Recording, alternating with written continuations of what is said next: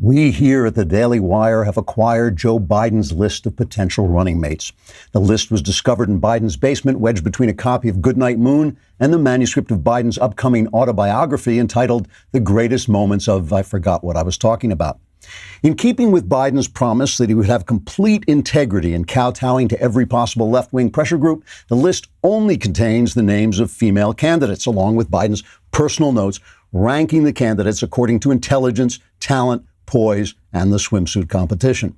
Among the candidates is Stacey Abrams, of whom Biden writes, quote, I can only give her a 6 because her weight really detracts from her desirability, but her sassy charm does call up some pert fantasies, so I won't rule her out, unquote. Next to the listing for Atlanta Mayor Keisha Lance Bottoms, Biden writes, quote, man, that last name really makes me slip into a lot of daydreams. I'll have to sneak up behind her to see if she lives up to the hype. But from what I've seen of her wow figure, I've got to give her an 8, unquote. Senator Elizabeth Warren is next on the list. Biden writes of her, quote, sure, back in the day, she might have been a looker, but what do they expect me to do, run next to a girl who's old enough to be my grandmother? Also, all that yakety yak, it would make 4 years in office seem like 8 years, which means I couldn't legally run for re-election, unquote. And finally, next to the name of Gretchen Whitmer, Biden writes, quote, yowza, va-va-va-voom, perfect 10, man. Plus, she'd look great smacking one of those riding crops against the leg of her SS uniform. I think this could be the beginning of a beautiful presidency, unquote. Questioned about the list, Dean Baquet of the New York Times said, quote, it can't be sexist. If it were, we would have reported on it. Trigger warning, I'm Andrew Klavan, and this is The Andrew Klavan Show. I feel hunky-dunky, life is tickety-boo. Birds are winging, also singing hunky-dunky-doo. Ship-shaped, tipsy-topsy, the world is zippity-zing. It's a wonderful day, hurrah, hooray! It makes me want to sing. Oh, hurrah, hooray! Oh, hooray, hurrah! So at the very beginning of the Chinese flu pandemic created by Chinese people in China, I told you that crisis reveals personality. This is way, way back in January, I think it was. Not character. It doesn't reveal character necessarily, which is something you can choose, but it reveals personality, which is who you are. I think we now have to agree that when I said that, I was, as always, giving you tomorrow's news today. The Chinese flu has stripped the facade off just about everyone and left them exposed for exactly who they are. Between Trump's briefings and the Joe Biden sex scandal, the press has been utterly exposed as not only biased to the point of philosophical corruption, but so isolated among its own class and kind that it really has no idea just how biased it is. The lie about Trump recommending you drink Clorox or inject Lysol, the childish gotcha questions that gave us no information at all, really, truly shameful. And of course, the double standard on the coverage of Biden's alleged sex behavior. Remember, whether Tara Reid is telling the truth or not, Me Too, Believe All Women, the outrage against Kavanaugh, we now know all of that was a charade. Trump has shown himself to be a non-tyrannical federalist. This is important. Trump still thinks out loud too much, and he has no rein on his pugilistic hostilities. But by leaving the big decisions to the states, he has done something so shockingly brave and original and pro-American that only our pundit class could have missed it. Obviously, the left missed it because they hate federalism. They want D.C. to run everything. But it shows us something about the right, too. They've been so busy screaming about what they don't like, they forgot to cheer for what is a major Trumpian conservative victory. The mayors of New York City and Chicago and the governor of Michigan have revealed themselves to be authoritarian punks and clowns. Pelosi is exposed to hypocrisy and cynicism in trying to use leftist alchemy to turn this crisis into socialism. Joe Biden has been revealed to be a potted plant. And some conservatives have shown themselves to be posturing loudmouths who care more about the sound of their own voices than reacting to life and leadership as it's actually lived, given the facts on the ground. Through it all, when you remove all the noise, those facts haven't changed. Virtually every leader of every kind made the same decision to shut down, which means even if it was the wrong decision, all the loudmouths on both sides would have done exactly the same thing if they had been leaders.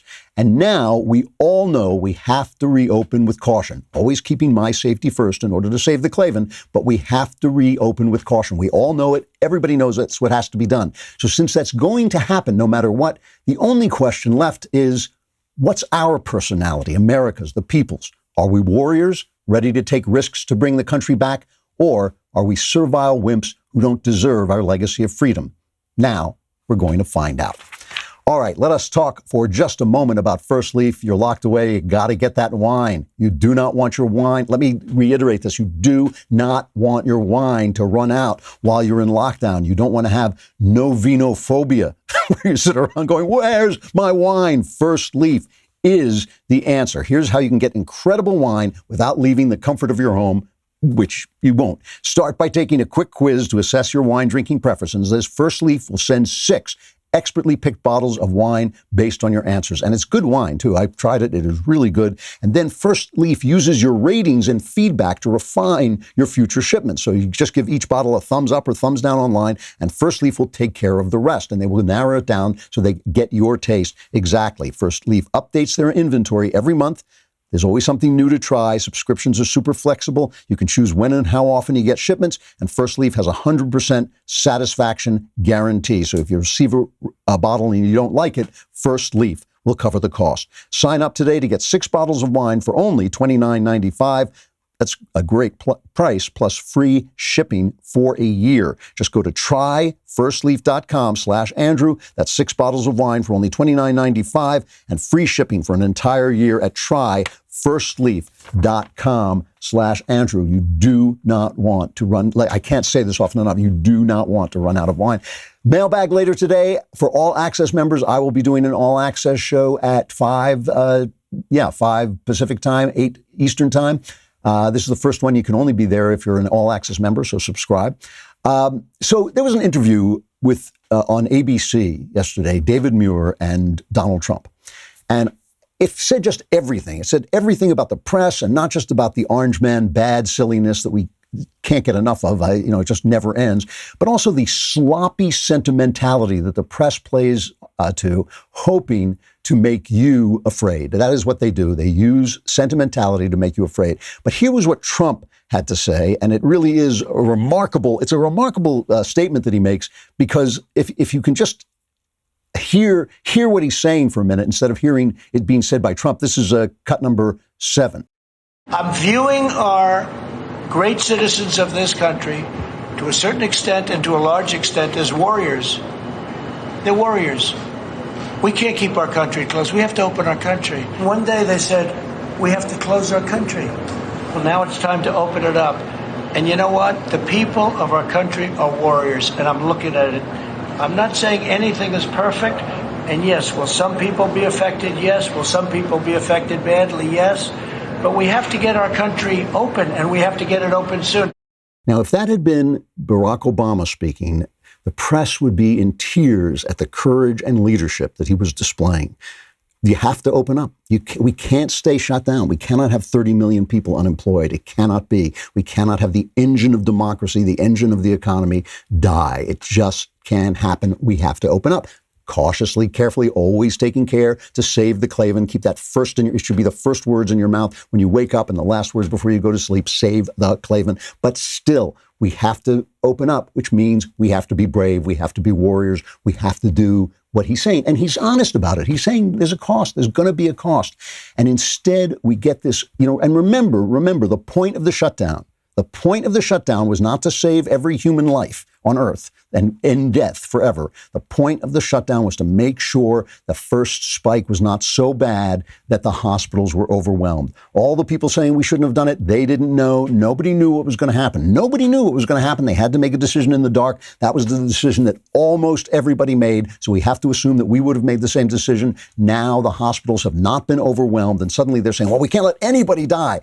People are going to die. This is a disease. It's a tragedy. It's a tragedy, but we have to be warriors and we have to open up. And Donald Trump is the leader here, and he's doing an excellent job at doing that. So, when we talk about warriors, I want to start with this story about a Dallas salon owner. She reopened her business on April 24th, and this is in Texas.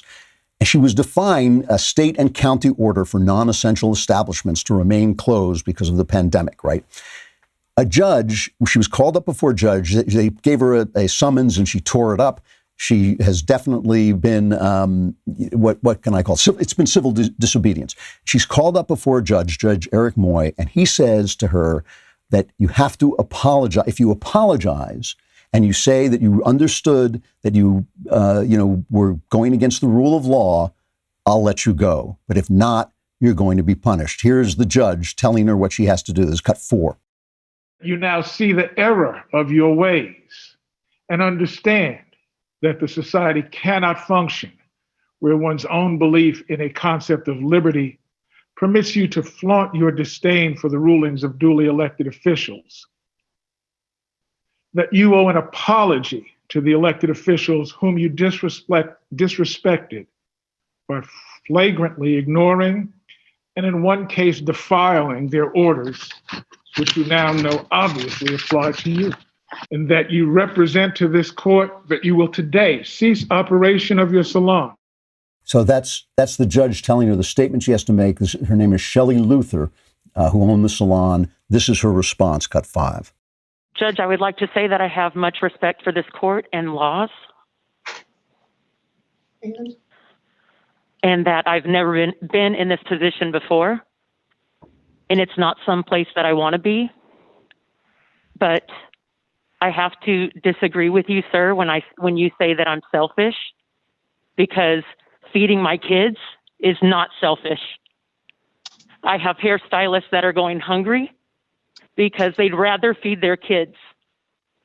So, sir, if you think the law is more important than kids getting fed, then please go ahead with your decision, but I am not going to shut the salon.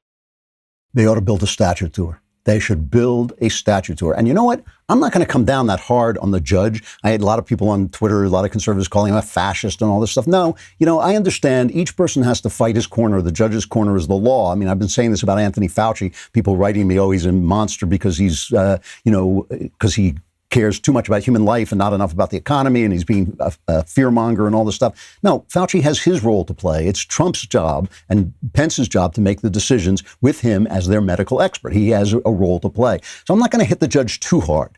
Not yet. Until after she made that statement, he sentenced her to a week in jail and fined her at least $3,500. Now that is a mistake. That's a mistake. He could have said, you can't violate the rule of law. I'm going to say, don't do that again. He could have wagged his finger at it. That would have been the American thing to do. But he didn't. He really went after her and he dropped the book on her. He sent her away for a week for opening her salon, for doing business so her workers could eat, so she could feed her kids. Now, look, this is the thing that comes out, personality comes out in a crisis. And this is the thing that has been allowed to come out by Donald Trump's federalism. It has been allowed to come out by Donald Trump's federalism, which is why you haven't heard me, singing the Constitution song and saying, our rights are being violated, because they're being violated in certain places. We get to see who is doing what. And this is a judge who really went over the top, and he did the wrong thing. He did the wrong thing, but that's the voice of everyday courage, and that's the voice we're going to need, and that's the voice of the warriors that Donald Trump is talking about. Now, warriors versus wimps. Let's hear the voice of the wimps. I want to just play for you a little more of this interview with David Muir, and listen to I just want you to hear the logic, right? The logic that the guy is selling. This is going to be cut 2. This is the logic he's selling and the way he's trying to make Trump look like a heartless, evildoer if he reopens the country. How many deaths and how much suffering are you willing to accept to get back where you want to be? Do you see it that way? Do you believe that's the reality we're facing, that lives will be lost to reopen the country? It's possible there will be some, because you won't be locked into an apartment or a house or whatever it is. But at the same time, we're going to practice social distancing. We're going to be washing hands. We're going to be doing a lot of the things that we've learned to do over the last period of time. And we have to get our country back. People are dying the other way, too. When you look at what's happened with drugs, it goes up. When you look at suicides, take a look at what's going on. People are losing their jobs. We have to bring it back, and that's what we're doing. The president, you heard there acknowledging the potential cost in lives as he tries to reopen the country. That was significant from the president tonight. Yeah, David, this is a pretty striking admission. Just think about it. He says that they're still going to move ahead with reopening the country, but that there will indeed be lives lost. See, they're not just being children. They're playing you for children. Of course, there are going to be lives lost, and of course, there's going to be spikes. All of this is the truth. This is the truth. Now, what happens when you tell children the truth? They don't like it. They cry and they whine because they think, maybe you're a god and you have some way of changing everything. Trump has no way of changing the fact that this is a disease. They keep talking to him as if they say to him, they keep comparing the death toll to Vietnam. We didn't have to be in Vietnam. That was a choice we made. And you can say, what are you getting for that death toll? You can say you made a choice. What are you getting for it? This, we didn't have a choice that people were going to die here. This is a disease that came from China. It was released on us. They lied to us. They told us all these lies. We had to react to it. We reacted to it. We have to reopen the country. I mean, it's ridiculous. And this is, no one has ever done this before. There have been terrible, terrible flus and pandemics and diseases. No one's ever just shut down the country like this. Again, I'm not making a judgment because personally, I don't think we can make a judgment yet on whether it was the right or wrong thing to do. I don't actually think we have enough facts for that. I know that some guy on Twitter has enough facts, but I don't think real human beings with actual knowledge who are looking at all the facts, I don't think we've gathered enough information yet. I don't even think we know how many people have the disease or what it would have been like had we not done it yet. So I don't think we can judge whether it was the right thing to do or not, but we can judge whether we would have done it because everybody did it. And you can point to Sweden, but again, Sweden really in some ways did the same thing. They just did it in a different way because they have a different kind of more homogenous country. As I say, everyone there is named Sven. But this idea that because Trump has to pay a price to do what has to be done, that somehow it's his fault. It's like that somehow we all should bemoan it. They're selling you cowardice. They're selling you cowardice. That's what cowardice is. Cowardice is not facing the thing that has to be done because of the price. That's what cowardice is, right? You have to do something. You have to get it done, but there could be a price. It could be a terrible risk, but you don't want to take the risk. So you don't do it. You don't do what has to be done because you're afraid. That's what cowardice is. And that's what Trump is telling us we can't do. When he says we're warriors, they say, no, we've got to be wimps. And let me just remind you again, I know I keep going back to this Biden thing, but there's Biden thing with the sex scandal. It's not about, I keep saying this, it's not about Biden. It's not about a sex scandal. It's about the press. It's about the coverage. We now know that everything they said to us, all their hysteria was a lie. And so we know that this hysteria is also a lie. We know that. We know that when they get hysterical, when they pound their chests, when they tell you what they feel, when they tell you how important something is, we know now that they lie. Remember I was telling you about this Times editorial where they were calling for Biden to be investigated by the DNC? Well, we called for Kavanaugh to be investigated by the FBI. So we're calling for Biden to be investigated by the Democrats. And my favorite line in that thing was this shouldn't be adjudicated by the press. We shouldn't look into it. It should just be some Democrats should let into it and let them off the hook. They got a letter at the Times saying, this is what it said. I totally disagree with this editorial. I don't want an investigation. I want a coronation of Joe Biden. Would he make a great president? Unlikely. Would he make a good president? Good enough. Would he make a better president than the present occupant? Absolutely. I don't want justice, whatever that may be. I want to win. The removal of Donald Trump from office and Mr. Biden is our best chance. Suppose an investigation reveals damaging information.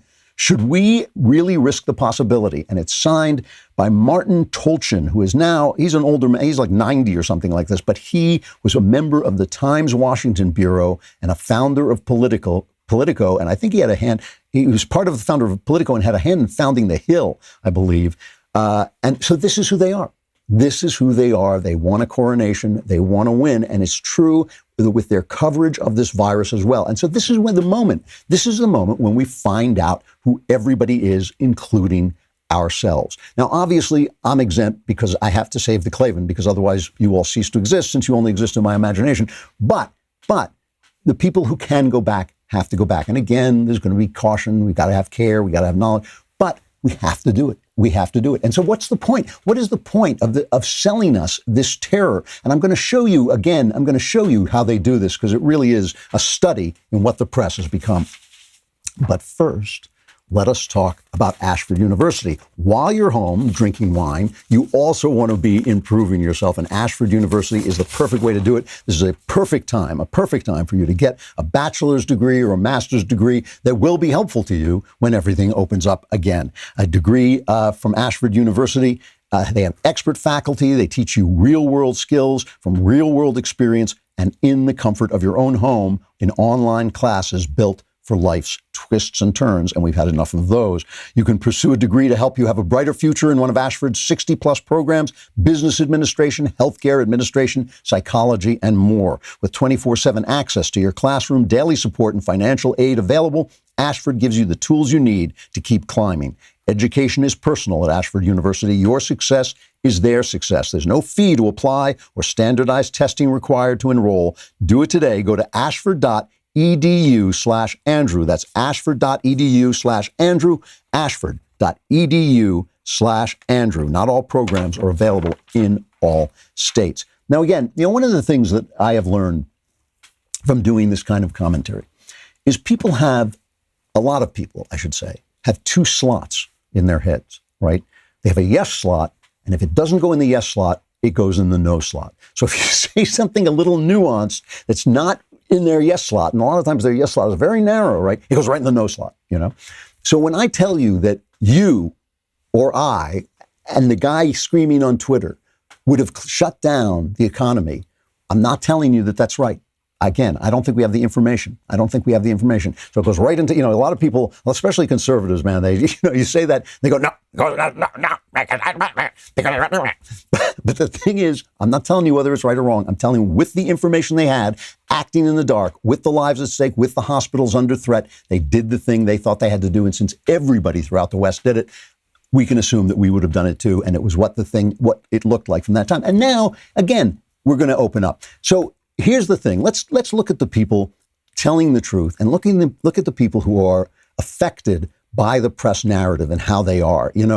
Greg Abbott I think he's been terrific. And, I was sorry that lady was in Dallas. I'm not sure why that was happening there. I'm going to assume it had to do with the county, which is where these charges usually originate from. But Abbott has been good about opening, and he's been good about being honest about it. Here's cut 9. How do we know reopening businesses won't result in faster spread or more cases of COVID-19? Listen, the fact of the matter is pretty much every scientific and medical report shows that whenever you have a reopening, whether you want to call it a reopening of business or just a reopening of society in the aftermath of something like this, that actually will lead to an increase in spreads. It's almost ipso facto. So, to me, that's what I want. I want to be treated like an adult. I do not want to be treated like a child. I don't want to be lied to. Again, when they look at Sweden and say, the death toll has gone up, you have to remember that what Sweden's trade-off was that we're not going to hurt the economy, and ultimately the death toll will be the same. Now, we don't know if that's going to work out yet because we haven't reached ultimately yet. But the point is that flattening the curve never meant fewer deaths. Flattening the curve never meant fewer deaths. It meant slower deaths, and hopefully not my death. So it always meant slower deaths to keep the hospitals from being overwhelmed. And now that truth is coming out. Nobody wanted to talk about it. Now it's coming out. And guys like Abbott are telling you the truth. Yes, that's what's going to happen now. Now there will be a spike. And all the press is doing is this incredible drumbeat of fear. Oh, look at the terror. Look at the death. Look at the, how can you say this? What's wrong? What's his name? Jim, look at me. I'm Jim Acosta. Shouted out at a press conference. Are you saying, because Trump started talking about disbanding the task force, it's not clear yet whether he's going to do that. And Jim, look at me, I'm Jim Acosta, shouted out, are you saying mission accomplished? Because he thought, oh, what a great gotcha. I just thought, like, at that point, like a couple of people should have picked him up under the arms and just hurled him out the door. Because what a waste of space, what a waste of time, what a waste of your and my time when we're sitting here thinking, oh, we're going to have to be the warriors. We're going to have to open this country up. We're the ones who are on the front lines. What do we need Jim Acosta trying to catch Donald Trump out for? But let me just play you Andrew Cuomo, because I think Andrew Cuomo has not done that great a job. And, if you took the eastern seaboard off this country, if you took that little cluster of states, what they used to call the tri-state area right around New York, you took that out of there, our death toll would be really, really low. It would be as low as basically anybody. But I'm not sure that Cuomo has done as good a job. Cuomo said that the senior homes should allow infected people in. And now they have found another like 1,700 deaths in senior homes that they hadn't recorded. So he really has not been on top of this. And I know, what does John Nolte call it? He calls it Cuomo-sexuality. They're in love with Cuomo. They want him to be the president. They want him to replace Biden and all this stuff. But I want you to listen to what he says about reopening, about closing the economy. This is cut 11. Let's be smart about what we do. And I get the emotion, and I get the impatience, and I get the anxiety. We all feel it. When I say the situation is unsustainable, it's unsustainable on many levels. It's unsustainable economically. It's unsustainable personally. A lot of anxiety is now all through our community. We see it in increased alcoholism, increased substance abuse, increased domestic violence. So this is a very, very difficult period, and people want to move on. Yes. So, all right. So there he's talking absolute common sense, right? He's telling you the truth. It's the prices for everything. This is the thing. I mean, I tell this to conservatives too sometimes. You know, there's a price for everything. There's a price for everything. Nothing is free. You know, freedom isn't free. Not freedom isn't free. Everything has a price. You're always balancing one price against the other. Now listen to Cuomo. The Cuomo who is basically being haunted by the press. And you can tell, I can look in his eyes, I can see that he is being haunted by the press, that he cannot tell people the truth, which is we're going to reopen, there's going to be more deaths, that's the way it is. This is cut 10. There's a cost of staying closed. There's also a cost of reopening quickly. That is the hard truth that we are all dealing with. And let's be honest about it. And let's be open about it. And let's not camouflage the actual terms of the discussion that we're having. And the question comes back to, how much is a human life worth? To me, I say, cost of a human life is priceless. Period. You're a lying dog-faced pony soldier.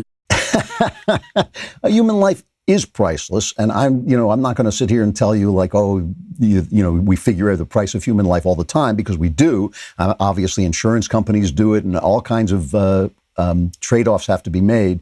But the thing about it is, a human life is priceless, and it's of infinite worth. That still doesn't mean that that's true when we send people out to defend our country too. It's true when we send police out on the streets. It's true when you get in a car to go to work and risk the fact that you could be, broadsided by a truck. It's true with everything we do. We all are taking risks with our lives all the time. Some of us taking more risks than others. So that the comment that he's making is meant to demonstrate to the press that he is taking their fear into account. But in fact, he can't. He's going to have to open, because this is the other thing. The other governors, we see this in California, where, by the way, they are actually moving forward with reopening. But one of the reasons credit to Gavin Newsom for this. He actually is reopening, and I think he's doing the right thing. And it hasn't been as bad out here, of course, as it's been in the East, but there will be a price for it. And he's doing that, and I respect him for that.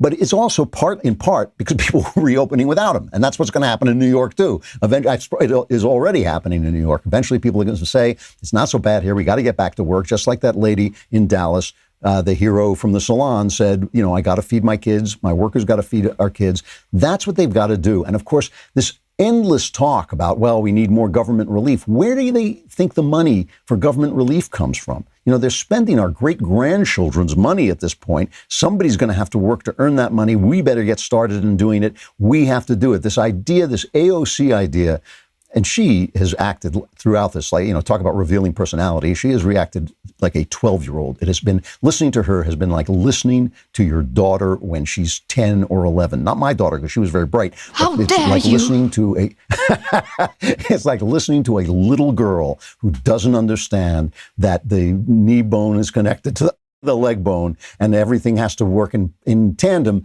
And the fact is, all this money they're spending comes from the economy. When the economy shut down, zero money. You can't just print it. It doesn't work that way. So here, let me play one more cut from this Muir-Trump thing. This is cut number 3. I would be remiss if I didn't ask you one more question about the nearly 70,000 Americans whose lives have been lost. Grandparents, mothers, fathers, sons, daughters. Right. We've lost more people now than we lost in the Vietnam War. What do you want to say to those families tonight? I want to say I love you. I want to say that we're doing everything we can.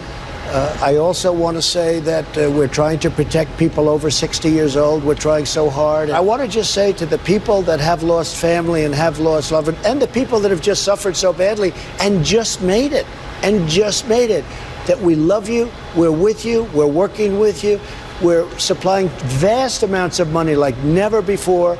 We want that money to get to the people, and we want them to get better. Nothing else you can say. That's all you can say. And it's not like the Vietnam War. Trump didn't choose for this disease to happen, but he's handling it extremely well. And we on the right should make sure to praise him for it. All right, let us talk about LifeLock. The one thing you do not need right now, I'll tell you something. You do not want insult added to injury. You don't want somebody to steal your identity, because once that happens, it is so hard to fix unless it's a lot easier with LifeLock. There's some people who think they've got everything covered. They've got a Band-Aid if you need a Band-Aid. They've got a battery if you need a battery. But they may not be as prepared as they think if they haven't protected their identity. Breaches seem like they're happening more these days, and with your breached information like your name, social security, and more criminals can commit identity theft. And that's why LifeLock sees more threats, like someone taking out a payday loan in your name. It alerts you to possible suspicious activity. And if you end up having an identity theft issue, and this is the big one for me, you will have a dedicated identity restoration specialist just a phone call away. No one can prevent all identity theft or monitor all transactions at all businesses, but with breaches on the rise, doesn't it make sense to be prepared? Join LifeLock today and save up to 25% off your first year. Go to LifeLock.com/Klavan. That's LifeLock.com/Klavan to save 25%. You do not want people stealing the secret of how to spell Klavan, because it's only you know that, obviously. Where is it? Where's the music? There are no easy things. I mean, I can't do it all the time. I'm too busy making it look like it's easy. All right. All Access.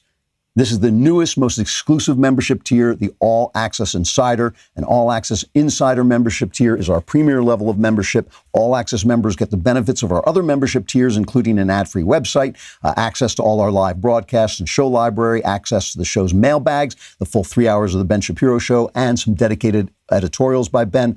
All Access members also get other amazing benefits, including the solid gold, diamond, encrusted leftist tiers tumbler. They also get to join live exclusive online Q&As, the All Access Tonight that I will be doing at 5 o'clock Pacific time, 8 o'clock Eastern. You will get to ask me questions and we will talk then, and I will look forward to seeing you. Head over to dailywire.com, subscribe to join Daily Wire's All Access Club with a new membership or an upgrade and get 10% off with coupon code Klavan. That's dailywire.com/subscribe, coupon code KLAVAN, no E's. And I'll see you at 5 o'clock Pacific. All right, the mailbag is coming right up. Oh, yeah!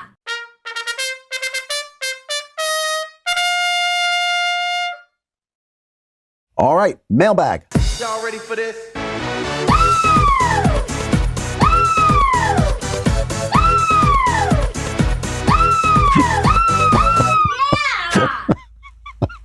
It's better be a great mailbag.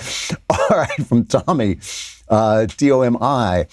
Dear Andrew, your speech at UT Knoxville was literally the last event before the earth shut down. I remember it. I'm glad my friend David and I were able to talk with you a bit before the moon turned to blood. Have you seen The Chosen? It is a high-quality, non-cheeseball presentation of the gospel.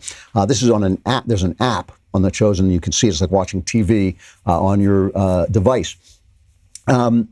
It is the largest crowdfunding ever, which indicates that people are willing to support this kind of work with their own money.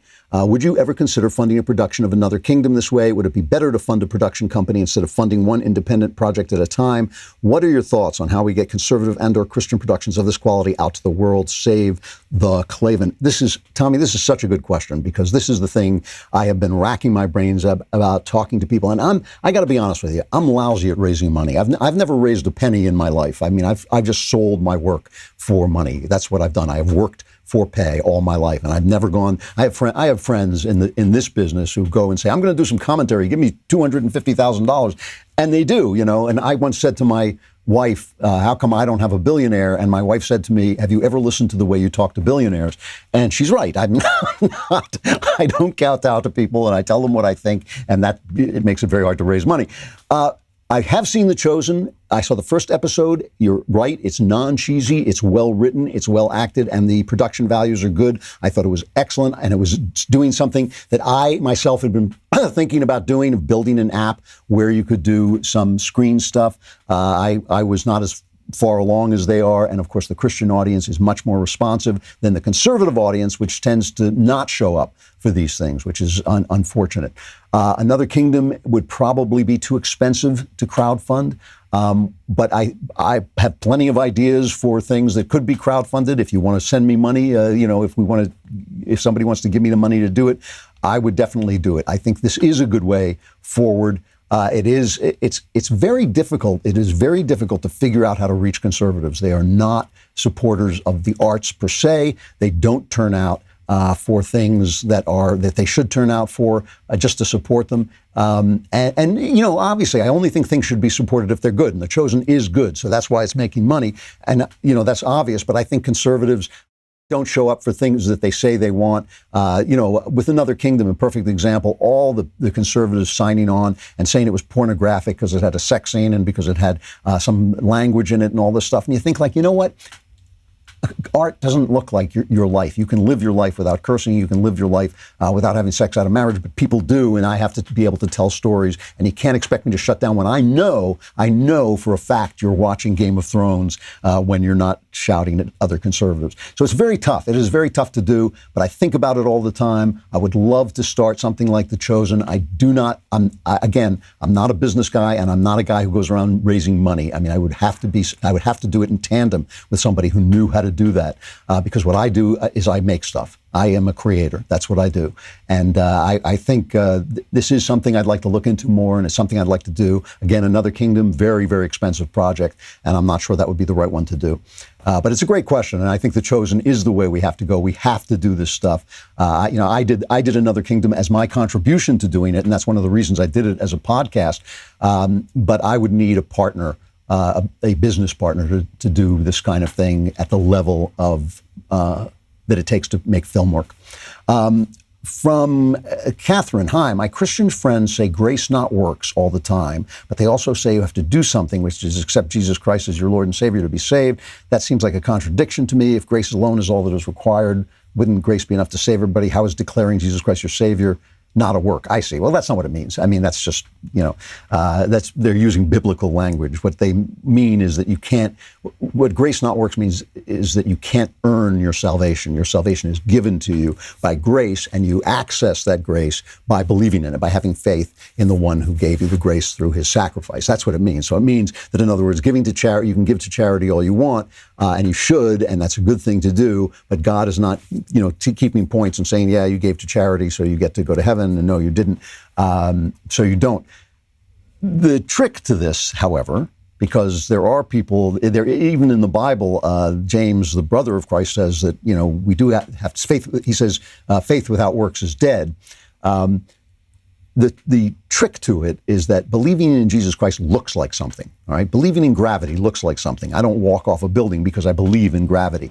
I don't hate my neighbor because I believe in Jesus Christ. And I mean, I think that that's the thing, that faith in Jesus Christ is not just saying, I believe, and it's not just saying, in Jesus' name I pray. It's actually committing to a way of life and a way of looking at life that is different than you had before. And so, it's not, I mean, what you're hitting on is just a linguistic thing. When they say faith not works, they mean a very specific thing that comes from the Bible.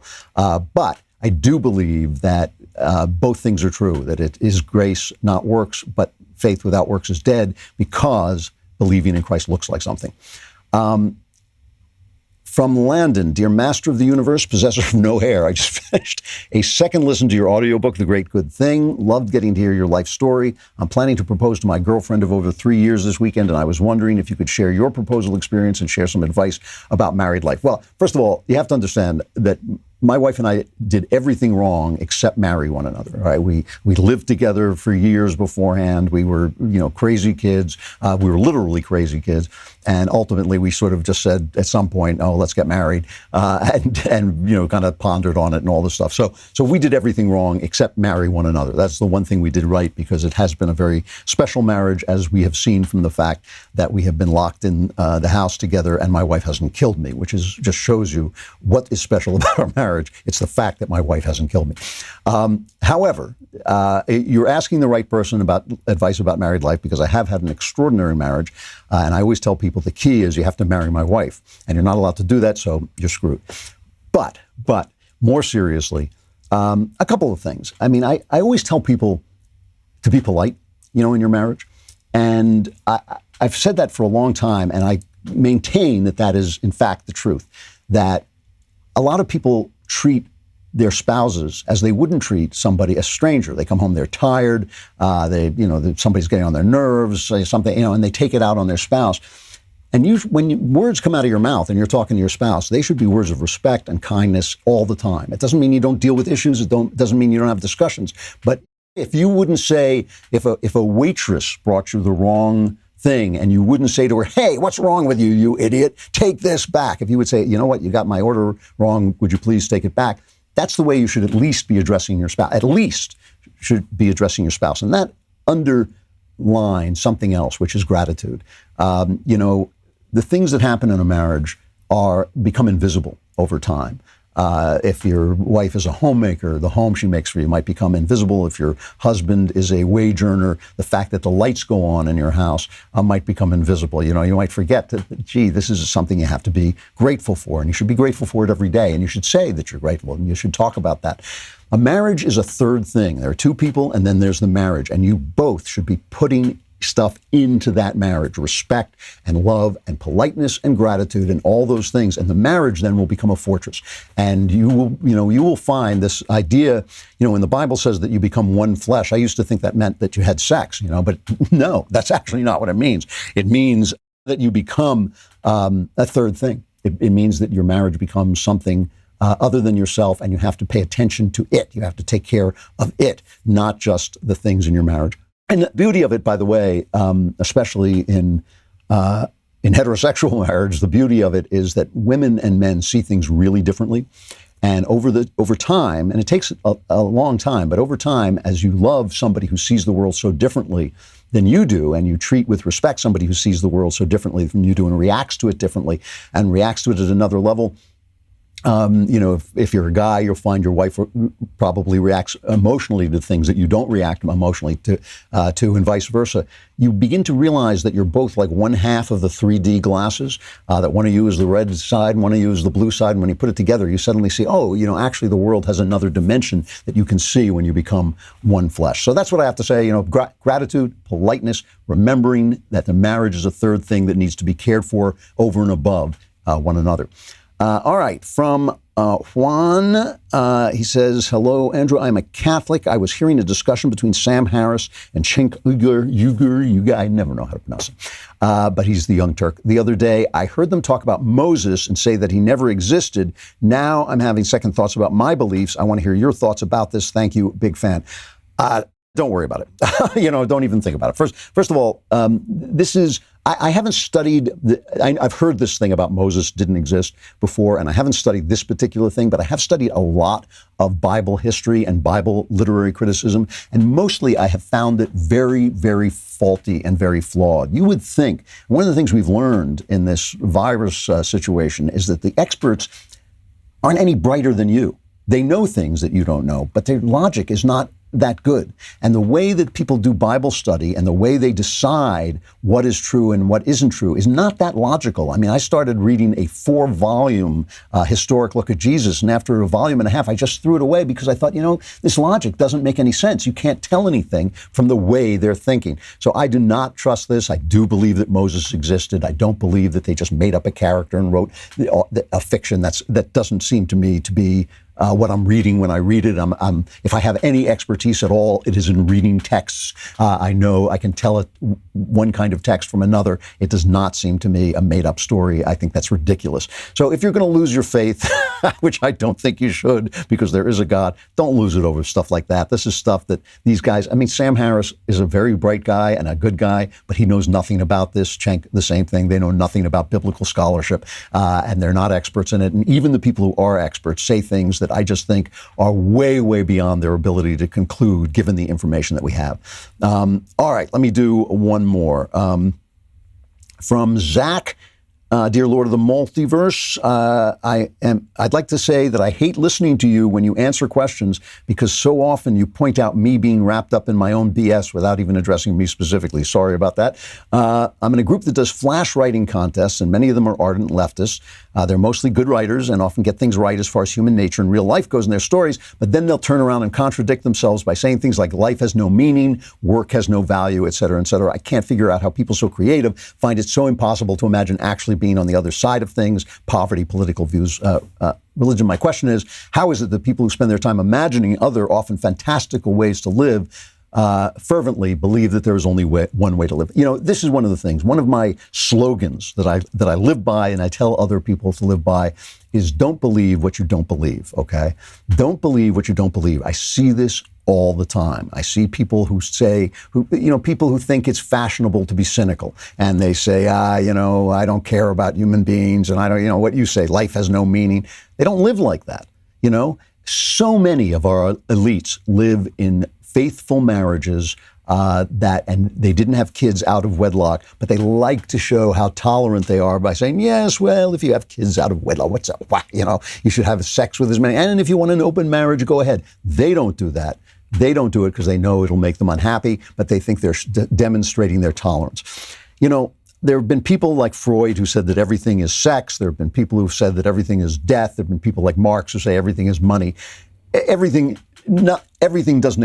explains everything. Nothing explains everything. However, one thing that is a huge motivating factor in life is avoiding shame. And the people avoid shame by pretending that they're decent and they pretend that they have virtue that they don't have. One of the advantages to being a Christian is you suddenly realize you have no virtue. You only have grace. You have no virtue. So you don't have to pretend anymore. I don't have to pretend to have virtue. I only have to pretend to live into my faith. That's all I have to do, to try to live into my faith. So what people are doing when they say this stupid stuff that they say is that they are pretending to have virtue, some virtue that they think. Maybe it's the virtue of cynicism, maybe it's the virtue of sophistication, maybe it's the virtue of super tolerance, whatever it is. They're pretending to have virtue. When they write, because you say they're very good writers, when they write, they tell the truth, because you can't be a good writer without telling the truth. So that's the dichotomy that you see. You see people living like this all the time. They live everybody is a conservative. Every wise person is a conservative in his own life. It's only when he starts talking and wants to display his virtue and his sophistication and his elitism and his charity that he starts spouting socialist nonsense. And that's what it is. It's about virtue. I got to stop there. I will stop there, but I will see you again tomorrow. And remember, tomorrow is Thursday, so it'll be the last day before the Klavanless weekend. You want to be there and suck up all the Klavan-y goodness you can. I am Andrew Klavan, and I'll be back tomorrow with The Andrew Klavan Show.